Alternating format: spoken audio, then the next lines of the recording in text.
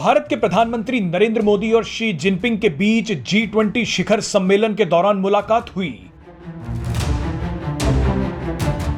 यह मुलाकात औपचारिक नहीं थी, बल्कि डिनर के समय हुई।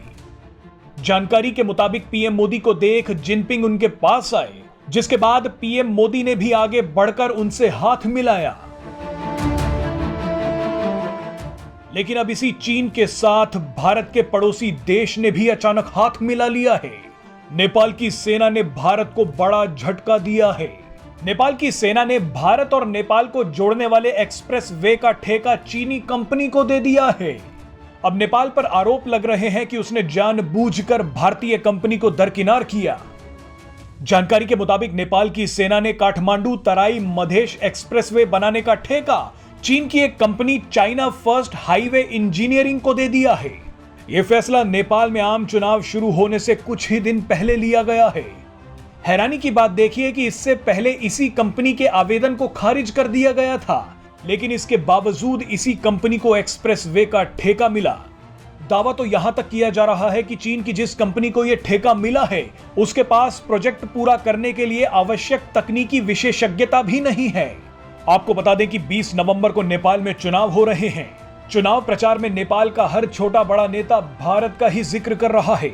चीन के इशारे पर नाचने वाले नेपाल के पूर्व प्रधानमंत्री केपी शर्मा ओली लगातार भारत विरोधी बयान दे रहे हैं। अब अचानक नेपाली सेना के इस फैसले को नेपाल में ही संदेह की नजरों से देखा जा रहा है। हाल ही में जब भारतीय सेना के लिए अग्निवीर योजना की शुरुआत की गई थी, तो चीन ने भारत और नेपाल की सेना में दरार डालने की कोशिश की थी। नेपाल के लोगों को भड़काया भी गया था। चीन के इशारे पर दशकों से भारतीय सेना में भर्ती हो रहे नेपाली गोरखाओं को गलत जानकारियां दी गई।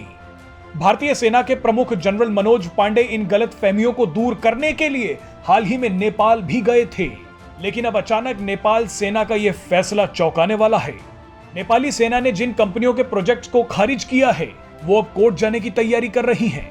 भारत और नेपाल की सीमा के पास इस तरह का निर्माण चीनी कंपनी को मिलना भारत के लिए एक बड़ा खतरा बन सकता है। भारत और नेपाल के बीच केवल आर्थिक और सैनिक संबंध ही नहीं है, ये सदियों पुराना सामाजिक, धार्मिक और सांस्कृतिक रिश्ता है।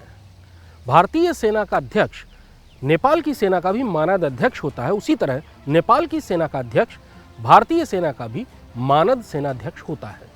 चीन लंबे अरसे से नेपाल पर प्रभाव जमाने की कोशिश कर रहा है, क्योंकि अगर चीन का प्रभाव नेपाल पर बन जाता है तो चीन की पहुंच सीधे हिमाचल, उत्तराखंड और सिक्किम में भारत से लगती नेपाल सीमा तक हो जाएगी। नेपाल को अपने प्रभाव में लाने के लिए चीन ने अपना आजमाया हुआ जाल फेंका, जिस जाल में वो पहले श्रीलंका और पाकिस्तान को फंसा चुका है, यानी वहां इंफ्रास्ट्रक्चर बनाने का प्रस्ताव। नेपाल की पिछली केपी ओली की कम्युनिस्ट सरकार के दौरान चीन को कई प्रोजेक्ट मिले भी थे, लेकिन नेपाल में सत्ता परिवर्तन के बाद चीन के प्रोजेक्ट्स खटाई में पड़ गए थे। लेकिन ये प्रोजेक्ट चीन को दोबारा मिलना भारत की चिंता बढ़ा रहा है। खास बात यह भी है कि इस प्रोजेक्ट को भारतीय कंपनी के बजाय चीन की कंपनी को दिया गया है।